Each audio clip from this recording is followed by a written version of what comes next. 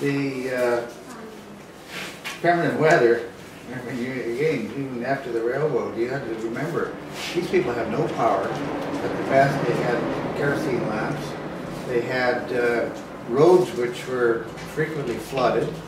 In the wintertime, there was so much snow on them that they had to wait till it froze enough so that they could walk around on the crust.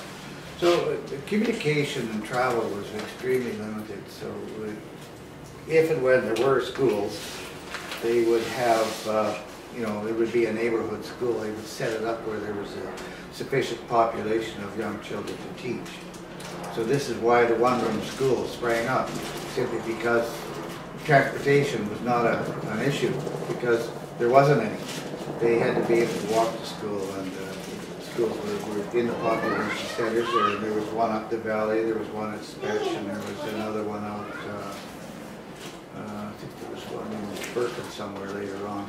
But it wasn't until the coming of the railway where they really made a difference, and you saw the expansion of the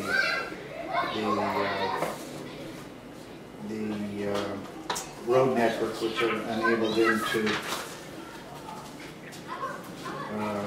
just move about a little bit. Most kids never went past grade 8, but some did, and graduation was extremely rare. Those people who had wealthy parents went to boarding school in the city, and they were the fortunate ones. So let's just have a look at the early schools.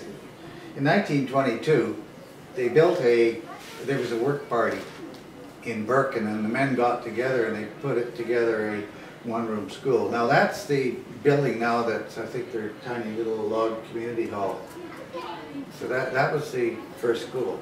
And in the 30s, they built a school in Mount Currie.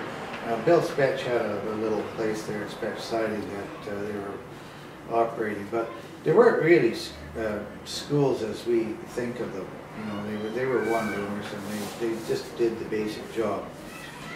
The real change after the war, with the sort of increase in activity with the railway and the cutting of ties and doing all of expansion of farming here, because remember that it was in the late 30s and 40s that they established a co-op, so they had markets for their produce.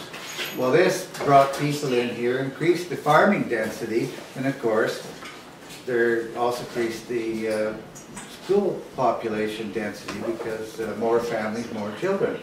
So the economic boom finally saw an overload in the school population here, and then the you know, Margaret Faubourg again, she was a representative for Pemberton on the board, and what she could see, that there was going to be a need for educating these children, and she started a petition, and she went around and collected sufficient numbers of people who would support her in her project. And in 1951, the school board purchased 2 Quonset huts. Now, you remember the Quonset huts are those round things that the American Army made for quick accommodation for any number of things. But they bought 2 of these things, and they put them up the valley at the site of the rec center, old high school, and that became the first Superior School. Now, a Superior School was from grade 1 to grade 10. And that was a marvelous thing, because now there was a place for their children. And incidentally, those 2 Quonset huts are still there. They've been there for 1951. They boxed them in, and well, Connie knows, she probably had many classes in them, but yeah, they were very, very functional. And the nice thing about putting a roof over them is that they stopped leaking. Yeah, that's true too.